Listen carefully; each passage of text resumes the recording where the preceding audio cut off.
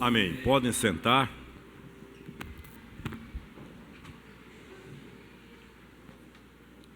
Hoje eu quero refletir com vocês a respeito da vida de uma mulher, das dificuldades que ela enfrentava, humanamente insolúveis, e do que Deus fez para que ela obtivesse vitória. O que tens em casa? Foi a pergunta que o profeta fez a esta viúva de Sarepta. O que tens em casa? Como será que nós responderíamos aqui esta pergunta? Talvez muitos pudessem e possam dizer: tenho muita paz, muito equilíbrio, muita saúde, tudo vai bem. Mas é absolutamente certo que dentro do quadro estatístico das respostas também estão aqueles que podem responder à pergunta: o que tens em casa, dizendo muita crise, muita dor, muita frieza, muito caminho de morte, muita indiferença, muita agressividade, muita doença, muita dívida, muito problema. Enfim, os contextos para a resposta seriam diferentes. Ou as respostas seriam diferentes para cada contexto. É exatamente o que acontece com essa mulher a quem Eliseu faz a pergunta: o que tens em casa? Interessante é que aparentemente a resposta não tem nada a ver com a pergunta ou o inverso. Ela vem, apresenta um problema, uma crise, uma história real, tão real como se vivesse em nossos dias, porque ela enviuvara, ela perdeu o esposo numa época em que o provedor era absolutamente o homem, só ele. A mulher era a edificadora da família, construtora da família, e de repente ela enviúva. Além de ficar viúva, diz o texto que acaba de ser lido, que ela ficou com dívidas acumuladas. Ficou da noite para o dia sem ter como pagar, com os credores batendo a porta, devendo de muitas formas. Em terceiro lugar, ela explica que perdeu todos os bens, possivelmente a maioria, para quitar as dívidas que ficaram com a morte do esposo. O tipo de pessoa atropelada pela fatalidade, o que não é novidade. Da noite para o dia, o que era uma família boa, alegre, feliz, saudável, pode tornar sua família enlutada, cheia de dores, de problemas que não consegue resolver, e aí começam os desesperos, começam as dores nos próprios relacionamentos. Foi isso que ela viveu, uma dor e um drama atual. Apesar de ter sido vivido há tantos milênios, ele é tão atual como qualquer drama do dia de hoje. Perde os bens, perde o marido, perde os bens, continua endividada, porque diz a Bíblia que ainda não foi suficiente para quitar os débitos, e de repente os cobradores propõem a ela levar os filhos para venderem no mercado de escravos. O que hoje soa absurdo era algo comum na realidade comercial. Eu fico imaginando a cabeça dessa mulher da noite para o dia. Se vê sem o provedor, sem o marido, sem o pai dos filhos, sem o líder da família, num contexto cultural onde ela não podia fazer nada, começa a perder os bens, a alienar os bens, a vender o que ele estava deixando para o futuro da família. Ela vê anos de trabalho do seu esposo indo embora por entre os dedos, sem ter nada que fazer, e da noite para o dia, a crise instala-se, a dor, a impossibilidade, o não tem jeito, o não pode, sem experiência de trabalho, era uma doméstica, era uma mulher de vida em casa. Repito, assim era cultural e religiosamente. O provedor partiu subitamente. Quando tudo acaba e os credores já não têm o que levar, propõem levar os filhos para que sejam vendidos como mercadoria. Queridos, nós não temos muitas condições de encarnar ou de mentalizar a luta desta viúva, porque nós não conhecemos essa realidade última de filhos levados ao mercado para serem vendidos. A pergunta é: quantos de nós aqui na internet vivemos uma realidade semelhante, mais ou menos? Do dia para a noite, o que era amor tornou-se frieza, o que era amor tornou-se contenda, o que era a alegria de uma família tornou-se o choro de uma saudade, o que era uma prosperidade fruto de um trabalho, do suor do trabalho, subitamente desaparece para que dívidas sejam quitadas e ainda são insuficientes. De repente, no meio da alegria da vida numa família, surge um diagnóstico destruidor, perigoso, fatal muitas vezes, e o que estava projetado para anos de vida, de repente começa a descer pelo ralo, a ir embora diante de pessoas absolutamente impotentes para mudarem a realidade. É óbvio que vocês que aqui estão e os que me veem pela internet, cada um a seu modo e na sua proporção sabe o que eu estou dizendo. Vive ou viveu ou percebe que está perto de viver algo assim. Agora, parando de focar nisso, vamos ver o que ela fez, porque ela venceu. Em primeiro lugar, ela não foge, ela procura ajuda. Em primeiro lugar, ela não se esconde dos credores, ela não adota o anonimato, o conformismo. O primeiro passo pedagógico dessa mulher, que é lição para nós, é que ela toma uma atitude. Amém. O primeiro passo é tomar uma atitude. E Deus sempre cobra isso. Não importa. Eliseu chega a ela e aparentemente faz uma pergunta desconectada, essas coisas de Deus que ultrapassam a lógica humana. Quando ela conta a história, expõe o drama, ao invés dele perguntar como eu posso lhe ajudar, a pergunta que ele faz é: o que é que você tem em casa? Ela para, ouve. O que tens em casa? Ela diz apenas: uma vasilha de azeite, uma botija de azeite e nada mais. Olha aqui para mim. O começo da solução de Deus em nossa vida não está em fuga, mas no enfrentamento da dor e do problema. Em olhar nos olhos e dizer: eu não posso com você, mas eu tenho um Deus que pode com você. É olhar nos olhos e dizer: haja o que houver, fugir, eu não fujo.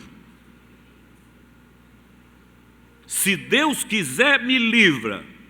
Uma das coisas mais lindas da vida de Jó, que eu acho, Deus me livre de ter essa experiência, porque nós bipolarizamos. Tudo que é bom vem de Deus, tudo que é ruim vem do diabo. Nós somos assim. Criamos essa bipolaridade. Depois que Jó passa o que sofreu, o que passou, perde família, perde bens, adoece, a mulher manda ele se matar, ele a chama de... enfim, o caos. No final ele diz assim: eu recebi do Senhor o bem, não receberia também o mal? Olhe de onde ele vê a origem do mal. Isso é de quem crê que há soberania em Deus. Isso é de quem crê que a dor ensina, que é uma aula que ele está vivendo. Isso é de quem crê que não há conto de fadas na relação com Deus. Isso é de quem crê na soberania de Deus, como se dissesse: ele só fez o que fez porque o meu Deus permitiu. A história não acabou ainda. Então, é a realidade buscar ajuda, ter atitude. E vem a pergunta: o que tens em casa? Essa pergunta foi feita de outra forma a Moisés. O povo de Israel, 435 anos de escravidão, da superpotência da época, que era o Egito. E Deus, então, já havia dito através de profetas que a escravidão ia acabar, que eles iam vencer, que seriam libertos. E, de repente, Deus fala com Moisés e pergunta a Moisés: o que é que tu tens na mão? Moisés diz: uma vara, um pedaço de pau, que na minha mão não vale nada, talvez para espantar um cachorro ruim. Que diálogo é esse? O que é que tu tens nas mãos? Uma vara. Com aquela vara, ele abre um mar, ele derruba um império, ele faz coisas que só a mão de Deus. O paganismo diz que a virtude está na vara. A fé, o Evangelho diz que a virtude é do Deus que usou a vara. A primeira coisa que Deus quer da gente hoje para vencer as dores e os problemas, para vencer os becos sem saída, é atitude. Segundo, o que é que você tem nas mãos? Se você racionalizar, talvez vá dizer a Deus: é muito pouco, diante do problema não vale nada. O que é uma vara? Mas foi com aquela vara, como instrumento de Deus, que Moisés tirou o povo de uma escravidão e transferiu para a terra de Canaã. Elias vai orar, e de repente Elias vê no céu. Elias havia profetizado que haveria uma ausência de chuva, uma estiagem de 7 anos. Isso para uma nação cuja economia era 100% dependente da agricultura e da pecuária. Imagine o que são 7 anos sem chuva, sol causticante, sem reservas. Era o caos político, era o caos social, era o caos econômico, era o caos espiritual, porque começaram a buscar o paganismo de outras nações e trouxeram para dentro de Israel. E Elias então busca a Deus, e Deus manda que ele olhe para o mar, e ele olha, e Deus pergunta: o que vês? Se eu vejo uma nuvem tamanho de uma mão fechada. É outra forma de perguntar: o que tens? O que é que tu tens? Uma vara. O que é que tu tens em casa? Apenas uma botija de azeite. E tu, o que vês? Como é que tu estás vendo o problema? Como é que tu estás olhando o problema? Como alguém que vai te esmagar, te destruir, te arrasar? Vai olhar para o problema com os olhos do mundo, do sistema, dos que não creem, ou vai olhar com os olhos de Deus? Uma tinha uma botija de azeite, o outro uma vara.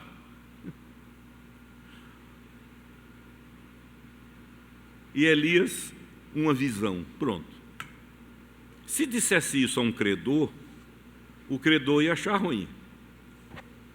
Ia dizer: está brincando comigo? Quer me provocar? Mas em 1 Reis 17:1, disse Elias a Acabe, o Deus de Israel, perante cuja face eu estou. E vai explicando que te disse que não haveria chuva durante 7 anos, nem haverá chuva. Ele diz: prepara, mas adiante ele diz: prepara tudo, porque vem água aí. E ele viu quando ninguém viu. Não era uma visão óbvia, que qualquer um pode ver. Quem anda com Deus vê o que os outros não veem. Vê saída onde não há, vê vitória onde não há, vê possibilidades onde não há. 7 anos de seca, uma nuvem tamanho de uma munheca. E Elias corre para Acabe e diz: tome as providências, você é o líder da nação, prepare tudo. Era como se ele dissesse: manda fazer lugar para armazenar água, procure abrir açudes, porque vem água como você nunca viu. E deu no que deu. Primeiro é ter atitude. Diante do problema, da crise, da dificuldade, da aparente derrota, passividade é morte. ficar passivo olhando para ver o desfile da desgraça é horrível.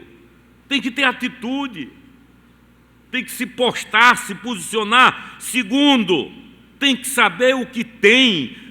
A mente quer dizer, mas o que eu tenho é ridículo, não vale nada, não tenho nada. Lembra daquele menino adolescente lá no Monte das Bem-aventuranças?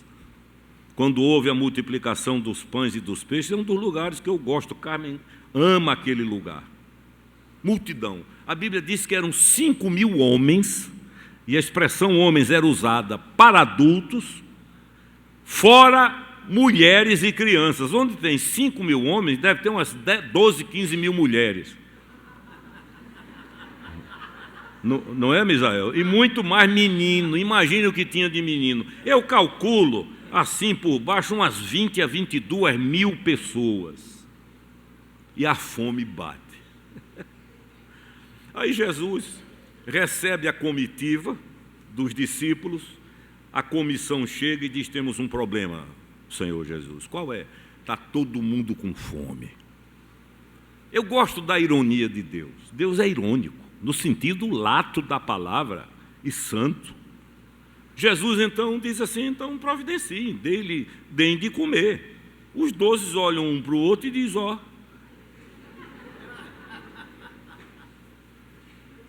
alimentar esta multidão, não há.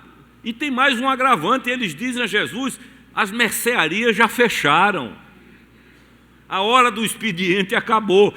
Isso é problema em cima de problema, agonia em cima de agonia. E o Senhor pergunta: alguém tem alguma coisa? E aparece um adolescente e diz: eu tenho 5 pães e 2 peixes. Numa hora de fome, para mim não dá. Eu já contei aqui do nosso filho, que mora lá no Canadá, e que entrou por esse ramo. Aliás, foi campeão canadense de jiu-jitsu. Eu digo: você aprende apanhando e ensina apanhando. E um dia eu cheguei em casa, na cozinha, estava a mesa dele, com meia dúzia de sanduíches, e um prato fundo cheio de macarrão. E eu olhei a cena, eu digo: isso tudo? Ele disse: eu como. Eu disse: misericórdia. Ele disse: não, eu como. Eu digo: não é misericórdia de você não, é de mim. Porque para alimentar uma criatura dessas...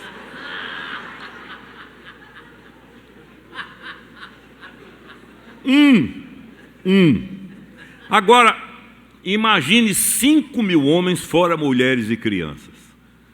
Aí aparece alguém e diz assim: tem 5 pães e 2 peixes. Olha, eu vou ser muito franco. Se fosse comigo, eu dava um murro na cara. Digo: isso é hora de brincar. Isso é hora de vir com pilhéria. O momento é sério, ele ia fazer um discurso. O Senhor pega, alimenta todo mundo, comem, repetem, comeram além do que queriam, e ainda sobraram quantos cestos? Quantos eram os apóstolos? 1 para cada incrédulo. Os que disseram: está tudo fechado, cada um ficou com um cesto. Qual foi o segredo? E alguém me mandou uma mensagem pelo celular, muito interessante, falando desse menino que tinha 5 pães e 2 peixes, e dizem: ele deu tudo o que tinha e não ficou com fome, comeu também. É assim com Deus. Queridos, quando Deus entra para vencer. Na minha mão não acontece nada, na mão dele acontece tudo. Pegue o que sobrou, os restos de um negócio, de um nome, de um relacionamento, de um casamento, de uma vida, de um filho, de uma filha. Pegue o que sobrou, por mais ridículo que pareça, e entregue, e você vai ver o que vai receber em retorno.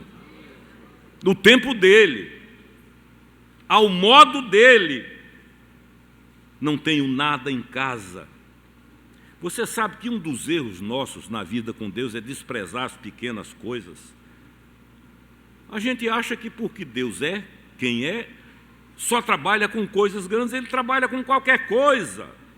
Trabalhou com a varinha de Moisés, multiplicou esses pães e peixes, deu de comer a todo mundo, ainda sobrou comida, foi uma festa naquela casa. Por quê? Então, primeiro, o que nós precisamos aprender hoje aqui, primeiro, é que todos nós temos problemas, todos. O meu problema é grande porque é meu e o seu porque é seu. Às vezes a gente olha para o outro e diz, como é que esquenta a cabeça com uma bobagem dessa? Calma, é grande porque é dela, é grande porque é dele. O meu é grande porque é meu, talvez não seja nada para você. No entanto, o que nós precisamos aprender é entregar o que temos. Ela entrega as vasilhas a Eliseu, o menino entrega os pães e os peixes. E outra coisa, a primeira coisa que Jesus diz, fecha a porta. Milagre não é show. Estão transformando milagres em show. São os chacrinhas do púlpito, que para autoafirmação procuram transformar a vida com Deus em espetáculo. O Senhor Jesus, quando vai ressuscitar a filha de Jairo, manda sair todo mundo, fica somente ele e a família, e a menina é ressuscitada. Agora, Eliseu manda fechar a porta, fecha a porta. Não é teatro, é batalha, é guerra. A pergunta é, qual a sua necessidade hoje? Para não ir longe. Desde ontem que eu penso nesse texto. E na pergunta que Deus faz, o que tens em casa? O que é que você tem em casa? O que é que você tem? Qual é o problema? Qual é a tristeza? Qual é a agonia? Essa semana eu fui procurado por uma senhora desesperada que descobriu que um filho, saindo da adolescência, está envolvido com drogas. E ela disse, já não basta os problemas que eu tenho. E vamos levar para o Senhor. Recebo mensagem de uma jovem que diz assim, não tenho mais nada, o que eu tinha se foi, vivo só, isolada. Leva para Jesus, não adianta levar para o vizinho é fofoca, ou num bom nordestinês é fuxico. Leva para ele 5 pães e 2 peixes, uma vara, uma botija de azeite que não tem nada. Sabe o que aconteceu? Deus multiplicou e ela vendeu o azeite, ainda sobrou e passou, diz a Bíblia, e viveu do que sobrou. Deus é exagerado, né? Olhe, Deus é exagerado.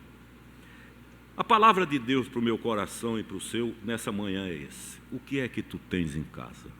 Diga a ele. Não dê cores que não são reais. Diga. Meu marido está mudando, minha esposa está mudando, a coisa está ficando diferente. Meu filho não me ouve, não obedece. Os negócios nos quais eu investi com tanta coragem estão indo de água abaixo. Diga a verdade. O que é que tens em casa? Em outras palavras, diga, para enfrentar o meu problema eu não tenho nada. O que eu tenho para enfrentar o meu problema é ridículo, mas é o que eu tenho. Pronto. Uma vara, um pouco de azeite. Sabe por quê? Porque nas mãos de Deus, o pouco vale muito. Foi assim com o rei Josias. O pouco na mão de Deus, porque muito mais tem o Senhor para nos dar. Eu estou relendo esse livro, e não sei se é a idade, não sei, mas eu tenho chorado demais lendo as verdades que eu conheci. O que tem aqui eu conheci, convivi com gente séria. E eu quero ler para você uma experiência de Dona Laci, concreta, visível, tangível, real. Não é fantasia, não é história para menino dormir.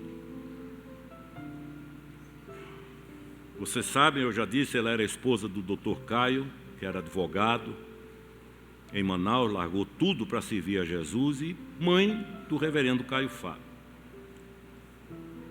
E ela diz assim, Caio, referindo-se ao marido, Preparava-se para ir ao escritório e eu o abordei. Deixa algum dinheiro, porque hoje não tem nada para o almoço.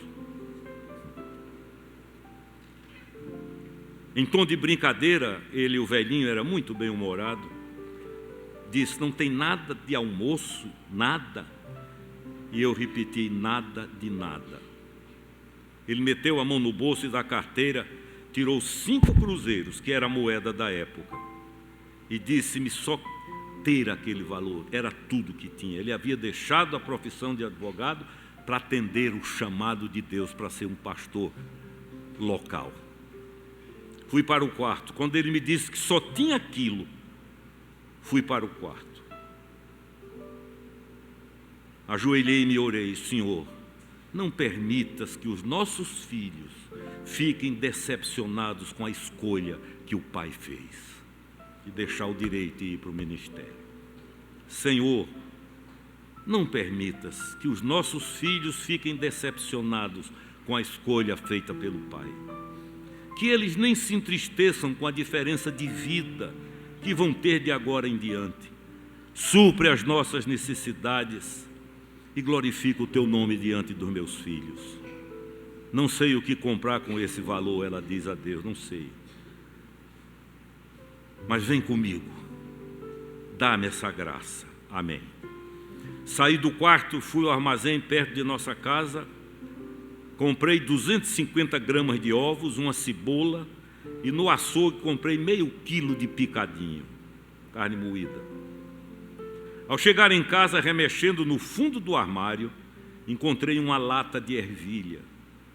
Ali, com os ingredientes diante de mim, orei, como orava, sozinha, pedindo ao Senhor que multiplicasse aquele alimento. Daqui para frente, quem não crê chama de doido. Tranquei-me com os ingredientes diante de mim e orei pedindo a Deus que multiplicasse aquele alimento. Tínhamos 4 filhos e os 2 meninos comiam bem. Além dos 6 que éramos, havia a moça que me ajudava e um jovem que foi boy no escritório do Caio quando ele era advogado e que morava conosco. Fiz os ovos e a carne moída separados. Acrescentei depois a mistura de ervilha. Era uma espécie de risoto incompleto. Quando terminei de preparar o almoço, o telefone tocou e eu fui atender. Era o regente do coral da igreja Betânia, em Niterói. Era o regente do coral. Ele me perguntou se poderia ver a minha casa com a esposa, enquanto esperava o conserto do seu carro que estava na oficina ali perto. Respondi-lhe afirmativamente, sim, mas tremi nas bases. E se o conserto demorar e eles ficarem para almoçar?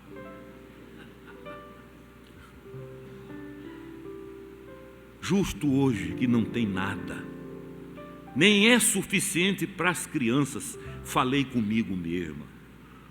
Caio voltou logo e ficamos conversando. As crianças chegaram do colégio, fui providenciar para que almoçassem, meus amigos ali, sem nenhuma preocupação com o carro. Estavam gostando da conversa. Caio agradeceu o almoço. Coloquei na mesa apenas uma sopeira de risoto à moda da casa. Quando estava passando a comida para a sopeira, eu disse a Deus, Senhor, faz um milagre. Louca, não é? Aos olhos do mundo, uma louca. Todos comeram.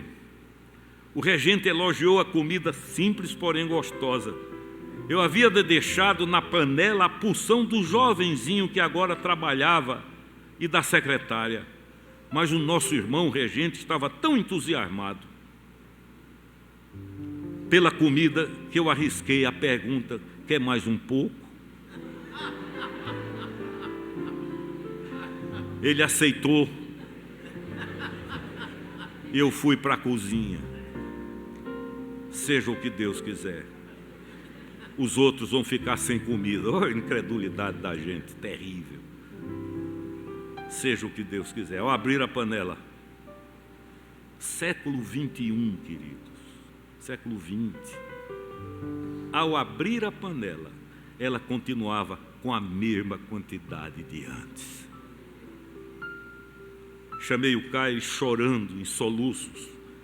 Lhe mostrei como estava a panela. Agradecemos juntos a Deus. Ele voltou para a mesa e eu levei mais comida para todo mundo. Eu vi o milagre da multiplicação nos tempos de Jesus, meu Salvador e Senhor. Suas promessas todas têm um sim e são também para os nossos dias. Eu a conheci. Ela foi comigo a Israel e ele também, em 86. E eu achava ruim quando eles falavam, porque falavam muito mais calados. E ela conclui: no dia 11 de fevereiro viajei o Rio com os 3, e só em princípio de março Caio viajou com o Caio Fábio. E conclui dizendo: mas o milagre que ele quer fazer é mostrar que o Deus dos milagres está presente na nossa vida todos os dias. Foi um milagre, o maior milagre que eu vi na minha vida foi o milagre da conversão do meu marido. Foi um milagre incontestável. Sua vida daquele dia da decisão em diante foi uma mudança constante. Nasceu de novo. O que é que tens em casa? Essa é a pergunta. A razão vai querer dizer: tem alguma coisa, mas a necessidade é muito maior. O problema dela. O que é que tens em casa? A resposta saudável é: eu tenho em casa comigo o Rei dos Reis. Haja o que houver. Eu sou muito grato a Deus porque convivi com gente assim. Reverendo Antônio Elias, Dr. Caio, próprio Caio, trabalhamos juntos. Dona Laci. O Deus de Dona Laci é o meu e o seu Deus e está aqui conosco. Nós vamos cantar um louvor, porque observe o segredo. O que tens em casa? O que tens nas mãos? 5 pães e 2 peixes. O segredo é a entrega de tudo nas mãos de Deus. Quando eu entrego tudo, eu confesso que já não depende de mim. E eu quero que nós cantemos esse louvor de Salomão Ginsburg: tudo entregarei. E ele entregou tudo. Ginsburg entregou tudo que um ser humano pode entregar. Eu não consigo ler a história de Davi Livingstone sem derramar lágrimas quentes. Quando ele conta que saiu de Londres para a cidade de Southampton, eu fui com o Caio a Southampton só para conhecer o porto, onde ele pegou o navio para a África, onde daria a vida e lá morreria. E ele conta que, à medida que o navio se afastava, ele viu o pai de chapéu e disse para ele mesmo: é a última vez que eu vejo o meu pai. Mas foi em obediência. A obediência de um Hudson Taylor, que foi para a China sem falar chinês. Como é que o senhor vai para a China sem falar chinês? Ele disse: eu vou em obediência. E falou. Então, creia nisso, mas responda a pergunta: o que é que tu tens em casa, no coração? Geralmente é uma coisa que a gente não quer abrir mão. Geralmente é uma coisa que representa uma segurança.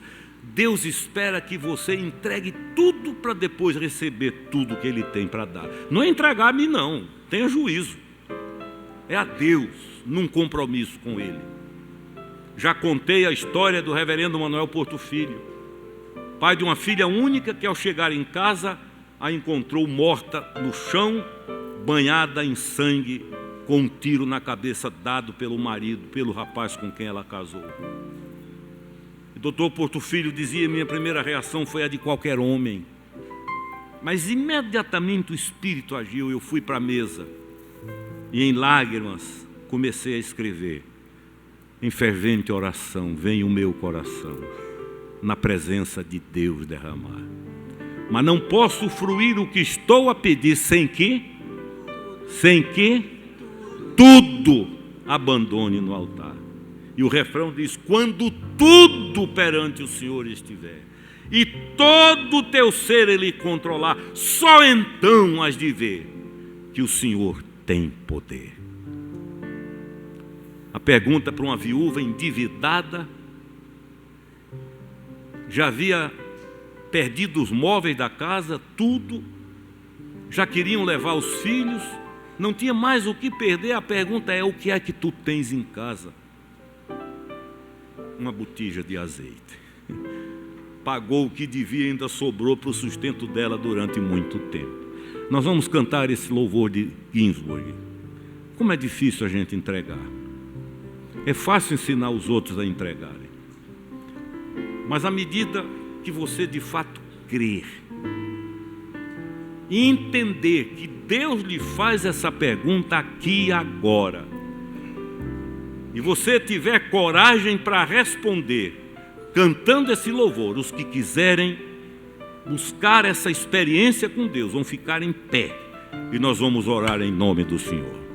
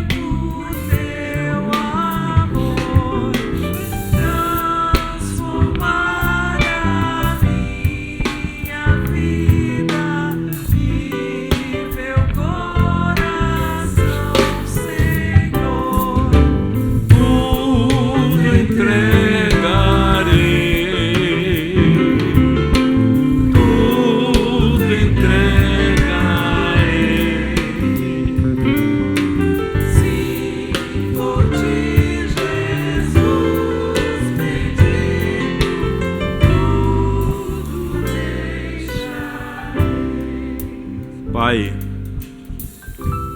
como é fácil entregar, ensinar os outros a entregarem, mas como é difícil entregar. Como é difícil. Cada um de nós tem suas âncoras, cada um de nós tem a sua realidade que nos faz dizer: entrego tudo, mas isto ainda não. Abre os nossos olhos e a nossa mente para entenderem e crerem que quem tudo entrega, tudo recebe. Aí estão milênios de história registrados, mostrando que nunca alguém entregou a ti em vão. Que nessa manhã, aqui e entre os que nos acompanham pela internet, aconteça um milagre que seja contado para o resto da vida. É o que eu te peço em nome de Jesus. Amém. Amém? Podem sentar.